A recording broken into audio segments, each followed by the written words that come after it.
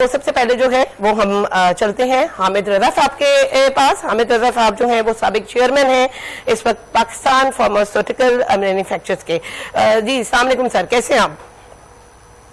الحمدللہ, آپ سنائیں خیریت سے ہیں؟ جی بالکل الحمدللہ. اچھا سر, ابھی آپ دیکھ رہے ہیں کہ ادویات کے اندر جو ہے وہ ہمیں بہت زیادہ قیمتوں میں ہوشربہ اضافہ جو ہے وہ نظر آ رہا ہے.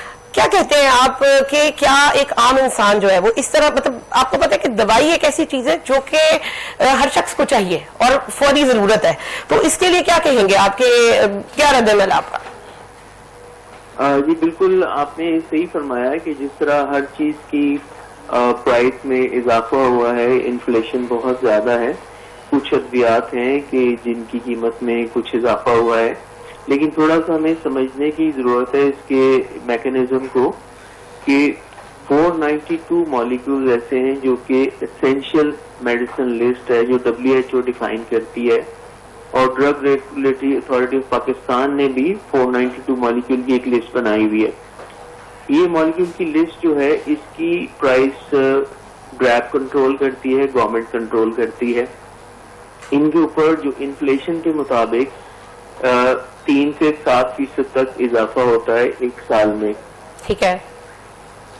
جو باقی ادویات ہیں ان کو کچھ عرصہ پہلے ڈی ریگولیٹ کیا گیا, اور in the light of the perspective جو پوری دنیا پہ رائج العمل ہے کہ ساری دوائیاں پرائس ریگولیٹڈ نہیں ہوتی, اسینشیل دوائیاں صرف پرائس ریگولیٹ ہوتی ہیں.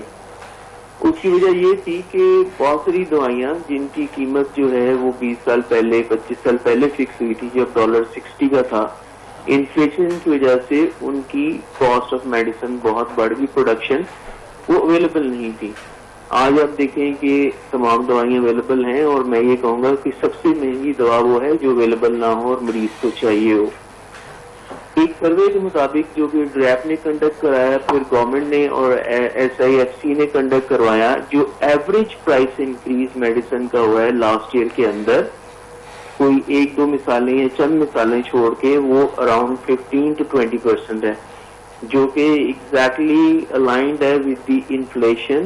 کیونکہ آپ دیکھیں جیسے یہ پیٹرول پرائسز بڑھی ہیں, گیس پرائسز بڑھی ہیں, الیکٹریسٹی پرائسز بڑھی ہیں. یہ تمام ادارے ایک کمرشل آرگنائزیشنز ہوتے ہیں جو کہ چاہتے ہیں کہ دوائیاں اویلیبل رہیں اور مریض کو سہولت رہے.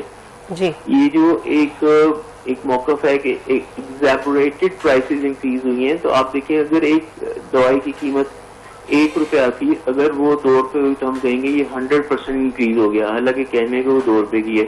آپ کو چند ایک مثالیں میں دیتا ہوں کہ آج بھی جو 10 موسٹ اسینشیل دوائیاں ہیں ان کی قیمت پوری دنیا میں سب سے کم پاکستان میں.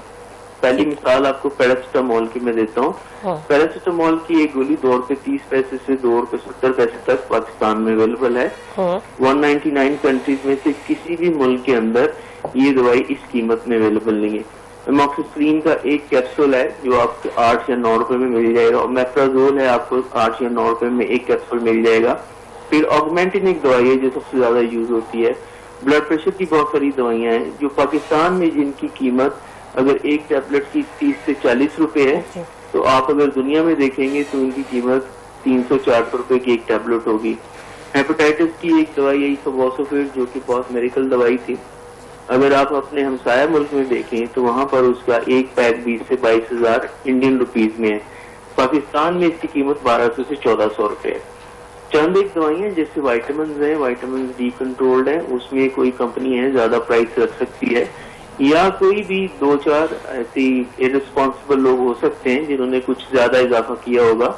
لیکن اگر آپ آن این ایوریج دیکھیں اور 492 اسینشیل میڈیسنز کو دیکھیں جو کہ ہر طرح کی دوائی, یعنی ہاسپٹل یوز کی دوائی, ICU میں یوز ہونے والی دوائی, بخار کی دوائی, بلڈ پریشر شوگر کی تمام دوائیاں اس میں شامل ہیں, تو ڈاکٹر کے پاس آپشن ہے کہ وہ اسینشیل میں سے لکھے یا نان اسینشیل میں سے لکھے. قیمت کچھ بڑی ہے ادویات کی, لیکن وہ سب کی سب نان اسینشیل کیٹیگری کے اندر ہے. تو یہ آپ نے بہت اچھا انیشیٹو لیا ہے کہ تھوڑا عوام کی اویئرنیس ہو کہ ایکچوئل میں کیا ایشو کیا ہے.